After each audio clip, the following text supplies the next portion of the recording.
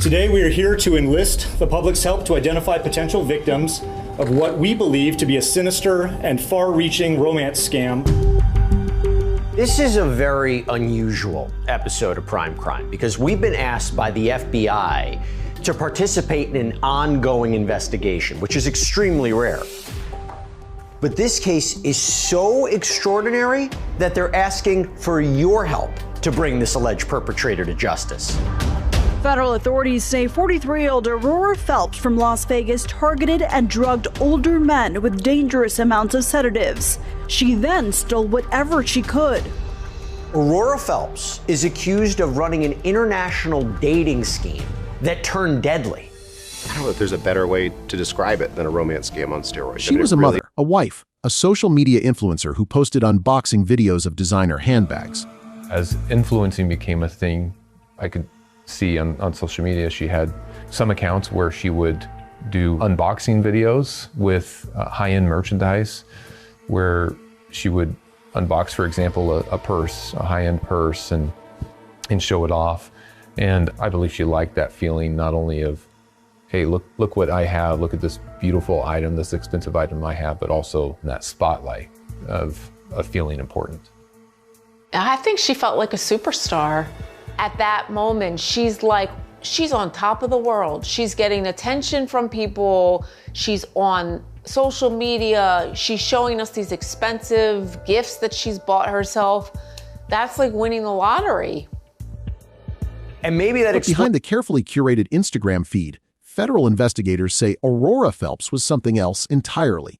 A predator who targeted older men on dating apps, drugged them with dangerous sedatives, drained their bank accounts, and then killed them. 11 victims and counting. Imagine a spider's web, not the kind you see in the corner of a room, the kind that stretches across borders, across years, across the lives of lonely men who just wanted someone to talk to. Each strand leads to a single point, a woman with a dozen aliases and a talent for becoming whoever her prey needed her to be. That is the visual anchor you have to hold in your mind for the Aurora Phelps case. A web so vast that the FBI is asking the public for help identifying victims they haven't even found yet. Before we go deeper into what the evidence actually shows, make sure you're subscribed to CrimeNest Media, because we don't just cover the story, we follow the facts. The FBI describes what Aurora Phelps did as a romance scam on steroids. She would create profiles on dating apps, always targeting older men, retirees, engineers, men with pensions and savings accounts, and lonely hearts. She would present herself as charming, interested, attentive. She would meet them for lunch.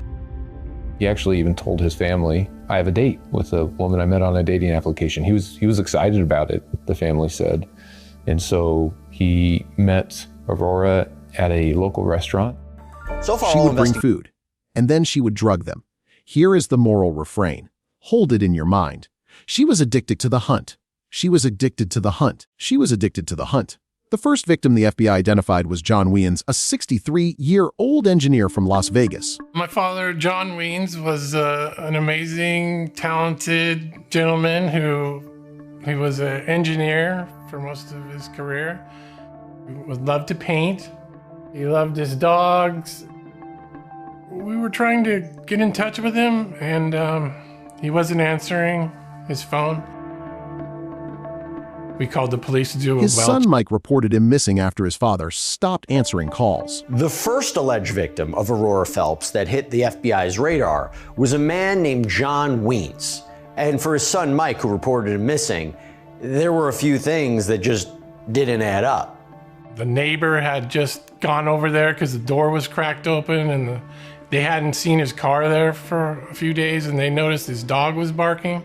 He would never leave his dog. The neighbor noticed the door was cracked open. The car was gone.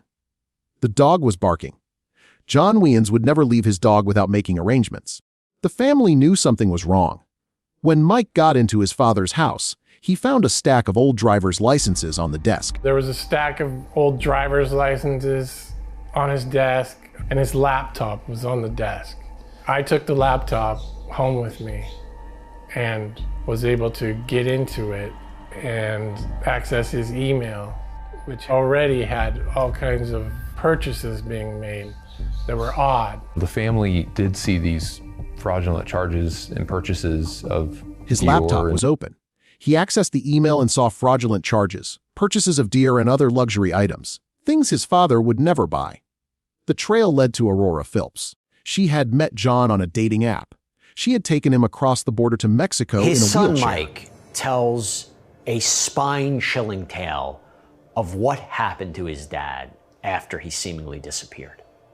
Police, in Las Vegas were, trying to communicate with my dad, and they were texting back and forth, and those were obviously not him. She was pretending to be him, and even saying that he was going to be on a flight coming home at a certain time and date, and I think Las Vegas PD was there at the airport and no one showed up.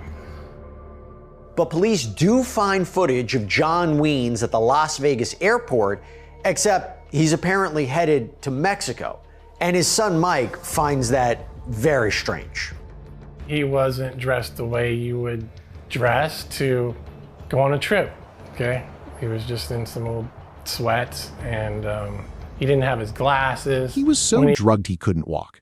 She flew him to Mexico City, checked him into a hotel, and he was found dead in the bathtub within days. And that's where he passed away, at that hotel, and he was found in the bathtub.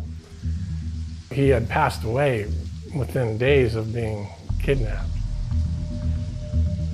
Can you imagine someone who would drug a victim, put him in a wheelchair, bring him across She had already drained his accounts.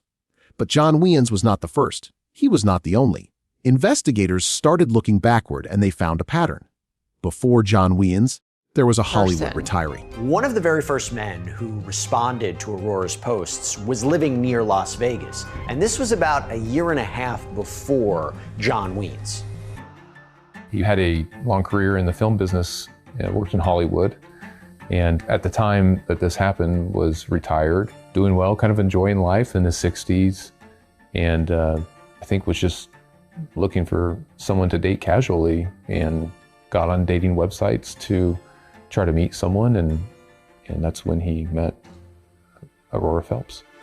They actually began kind of a dating relationship. They would meet in person on lunch dates. Mike Weens, whose dad was allegedly victimized, also spoke to this man about his story. He tried not to pursue a relationship with her. She insisted and came over to his house bringing food. At one point, they ordered food and left the food unattended, came back and began to eat, and then passed out, and was estimated to be held in his home for about... A man in his 60s who had worked in the film business. He met Aurora on a dating app. They went on lunch dates. She came to his house. She brought food. He passed out and woke up 5 days later. She had been shoving pills down his throat while he was unconscious. She tried to liquidate $3.3 million from his stocks. She stole his wallet, his phone, his iPad. He survived. Barely. He crashed his car trying to get to the hospital. Before that, there was Boo Erbach, a retired stagehand who had worked with Pink Floyd, David Bowie, and Guns N' Roses. He was a retiree living across the border in Mexico. My name is Robert Erbach. People call me Bo. People call me Bobo. Yeah, I've been called a lot of things. What do you do? But I'm a stagehand, and now I'm a member of Local 16. I've been in the business now for 44 years. Did some of the greats like Muddy Waters, Dolly Parton. Had the great opportunity to go out on the Stones, U2, Guns N' Roses, Ozzy, Pink Floyd, Paul McCartney, Genesis, David Bowie. That's impressive. Let's go. Impressive list. When I started in our local stage union, he was like the best thing for me because he had been around and he was kind of bold and didn't hold back. Bo was a really loving guy. He showed me part of that in the way that he treated me as a coworker and as a friend and as, someone. He had moved to Mexico for a change of pace. He met Aurora on Tinder. His family stopped hearing from him. They received a text in broken English saying he was moving to Ecuador. Written in broken English, where Bo claims that he's moving to Ecuador and to stop looking for him. Bo's family reports him missing anyway. The missing persons report was filed in California, but he lived in Mexico. So there's really nothing that those local authorities could do with that missing persons report. It's tough for an American family of one of these guys to initiate an investigation in Mexico. It's a different world down there, and it's very mysterious and difficult to navigate. So if they got a guy who dated the wrong girl and got ripped off for money, where does that balance in their priorities? We were pretty confident that he was a victim. They knew connected. it wasn't him. Bu's body was found in a morgue in Mexico. Keeping him up at night. One night I woke up from having a dream of with victim 3 telling me, help me, help me.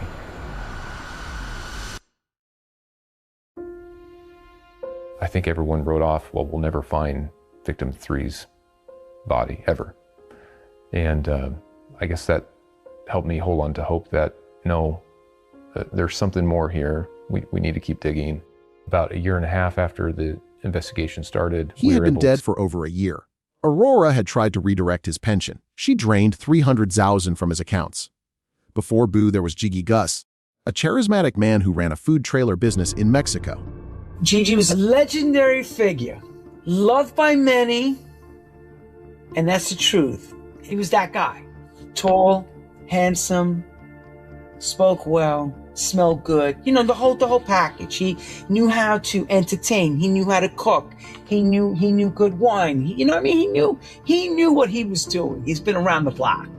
I says, I'm going to try this out.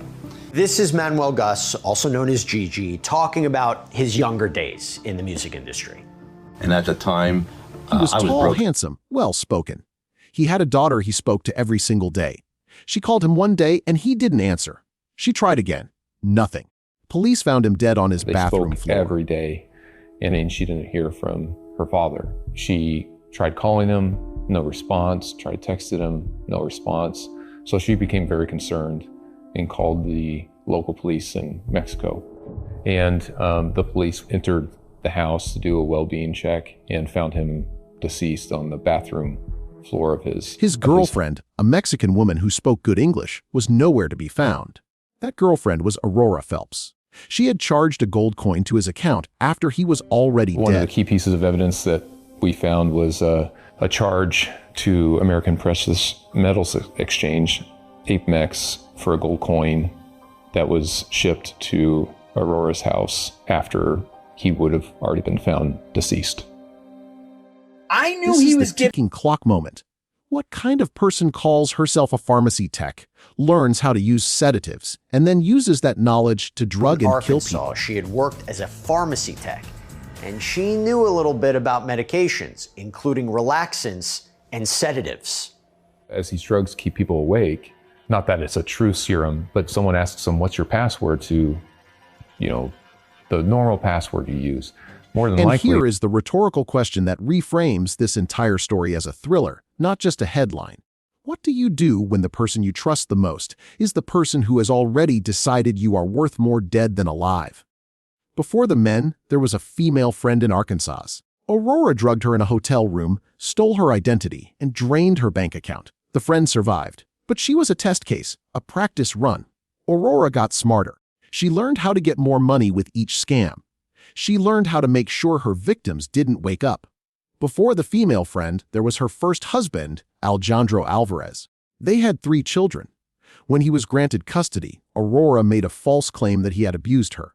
She coached her brother on how to spoof phone calls to make it seem like Alejandro was threatening her. She was arrested for fraud, but she skipped town. She moved to Las Vegas, married a new man, had a daughter, and started her killing spree. Her husband, Cody Phelps, says he was unassuming, unaware. He didn't know where the lavish bags and money were coming from. But he lived with her. He saw her. He had to know something was wrong. Was he scared of her? Was he convinced that she wasn't doing anything wrong? Or was he just grateful she hadn't turned on him yet? The indictment against Aurora Phelps is 21 counts. Indicted on 21 counts total. And in that indictment faces charges of wire fraud, mail fraud, bank fraud, identity theft, and 2 charges of kidnapping, one of which is kidnapping resulting in death. Wire fraud, bank fraud, identity theft. 2 counts of kidnapping, one of them resulting in death. She was arrested in Mexico and sentenced to 37 years and 6 months for the murder of Boo Airbach. We're going to HQ. This is Aurora Phelps finally being taken into custody by the Las Vegas Metropolitan Police, not the FBI. We'll be heading to HQ with a female in custody.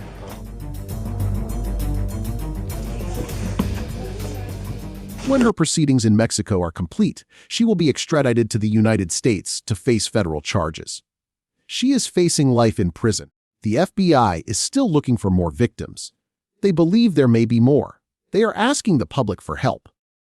If you know someone who fits the pattern, they want to hear from you. The irony is devastating. A woman who could have had everything, a family, a career, a life, chose instead to become a predator. She chose to take everything from people who had nothing to offer but loneliness and a bank account.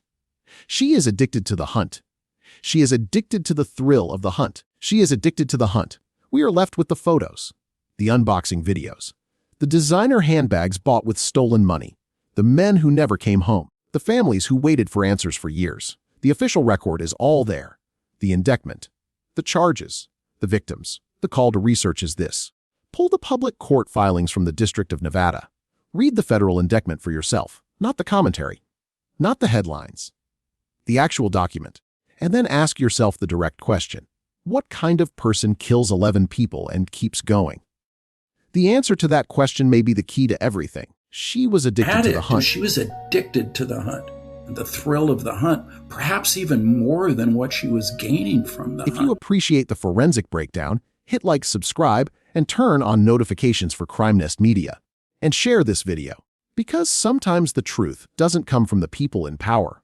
It comes from the records they release by law. And it is our job to pay attention.